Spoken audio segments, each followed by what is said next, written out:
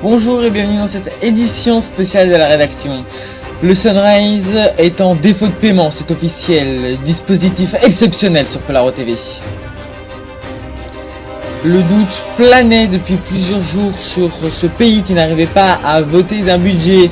Le Sunrise ne payait plus ses factures depuis hier soir et d'après Fox Premier, qui cite le secrétaire d'État au budget, les réserves du pays seraient si infimes qu'elles suffiraient à peine pour tenir 24 heures.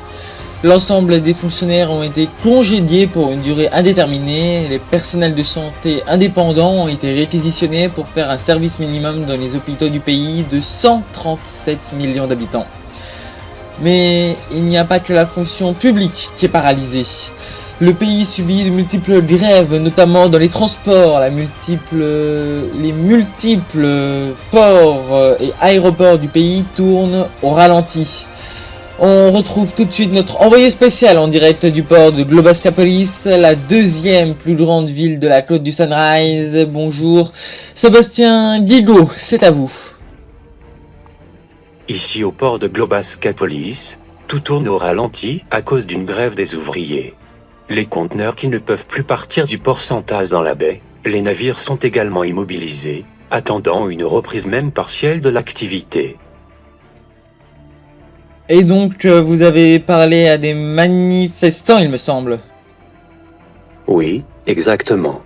Un responsable technique du port, lui aussi gréviste, nous confiait ceci: l'histoire du pays en défaut de paiement, c'est du flan, c'est encore pour nous faire payer, on en a marre de jouer les sous-fifres pour toujours payer, il serait temps que le pays se remette aussi en question. De toute façon, nous ne nous remettrons pas au travail tant que le gouvernement ne fera pas marche arrière pour les nouvelles mesures d'austérité qu'il vient de décider. Fin de citation. Comme vous pouvez le voir, la situation est tendue ici alors que c'est tout le sud du pays qui risque d'être en pénurie. Merci Sébastien, vous étiez en direct du port de Globascapolis. Complètement étouffée par la situation économique et politique du pays, la population descend en masse dans les rues des principales villes. On dénombrait plus de 15 millions de manifestations dans tout le pays, dont rien que 2 millions dans la capitale York. Ces événements peuvent rappeler la crise budgétaire de l'année dernière, mais toutes les statistiques ont déjà été battues. Ce n'a jamais été aussi grave. On retrouve tout de suite notre envoyé spécial en direct de York, devant le palais présidentiel, Eleonore Telmar. Quelle est la situation là-bas, sur place ? Je suis donc ici, juste en face du palais présidentiel de York, où une foule mécontente est entassée devant les grilles surprotégées par la police. C'est dorénavant d'ici qu'une décision sera susceptible de sortir de la part de Freddie Howard au téléphone en ce moment même avec le directeur de la Banque centrale philicienne.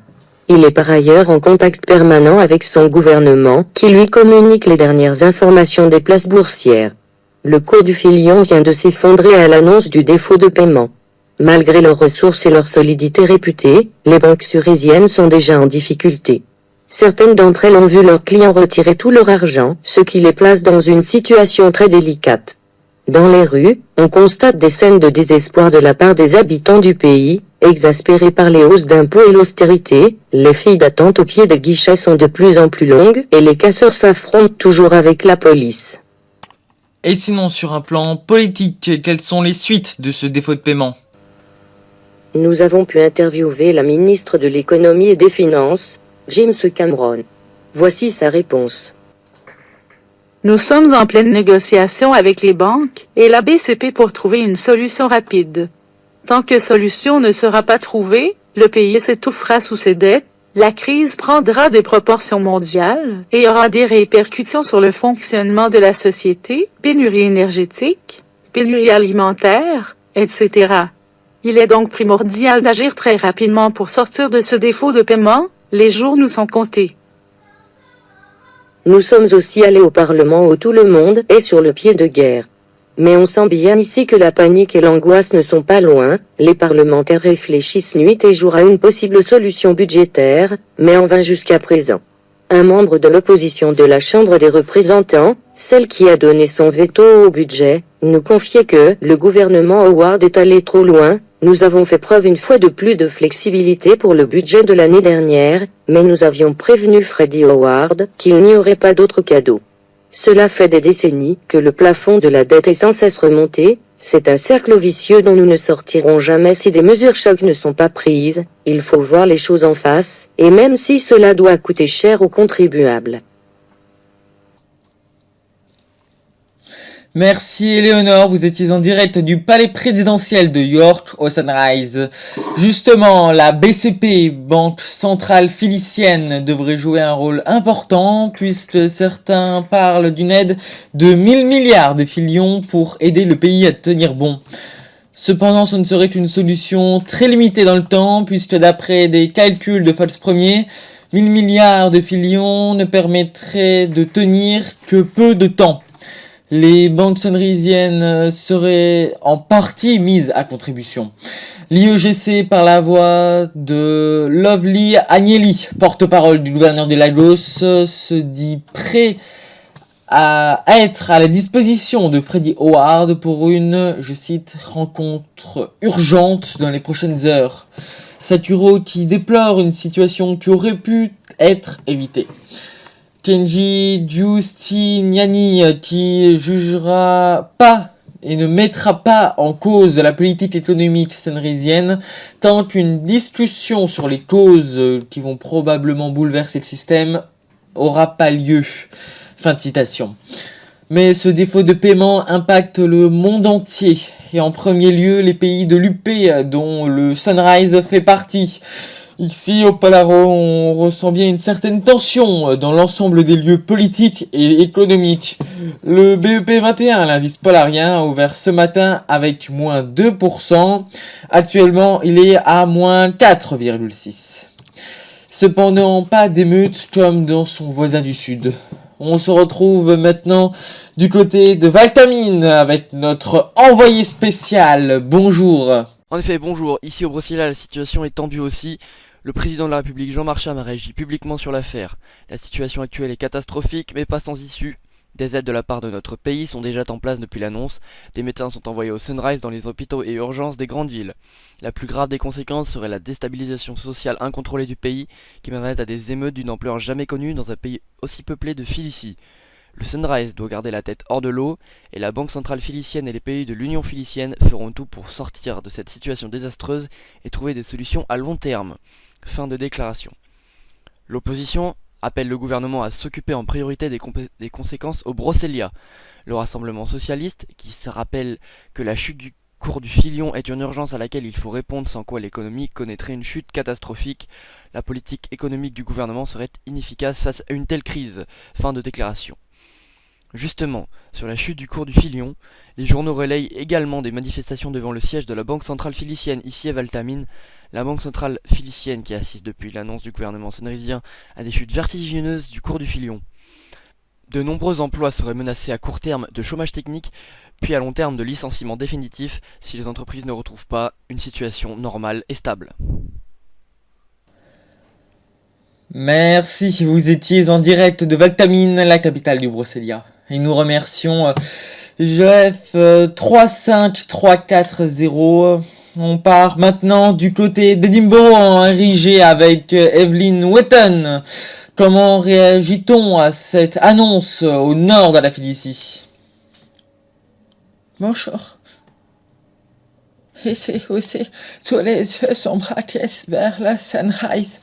Au niveau de l'ONN déjà, Thomas Carlton, qui est le directeur de la commission des finances de l'ONN, me confiait que l'ONN était bien sûr très inquiète de ce qui se passe actuellement en UP et au Sunrise. L'ONN qui rappelle qu'elle dispose d'un fonds de stabilité de 312 milliards de livres nordiques, mais rappelle également que ce fonds sera utilisé qu'en dernière mesure, une fois que toutes les autres options auront été explorées. Aucune dévaluation de la livre nordique est à l'étude, précise le directeur de l'Organisation des Nations nordiques. Les chiffres du cours de la livre nordique ont également été publiés. La livre valait 0,93 filions, mais ce matin, une livre valait plus de 1,2 filion, soit une augmentation de plus de 30% en moins de 24 heures. Les libéraux qui sont majoritaires au Sénat tentent de relativiser la crise pendant que les deux principaux partis d'opposition, les libéraux et les conservateurs, s'indignent de la relativisation de la part de l'exécutif. Les républicains font savoir que d'après leurs calculs, la croissance qui était attendue à 4,2% devrait chuter à 3,5% et que le chômage qui devait augmenter vers 4,2 contre 3,1% pour la fin de 2014. Malgré tous les désaccords, les conservateurs et les libéraux sont d'accord sur un point. Ils accusent le gouvernement de York et les parlementaires d'être fautifs. Merci. Merci à vous, Evelyne. Vous étiez en direct de la capitale de la République impériale de Gold City, qui est l'un des pays fondateurs de l'ONN, Édimbourg.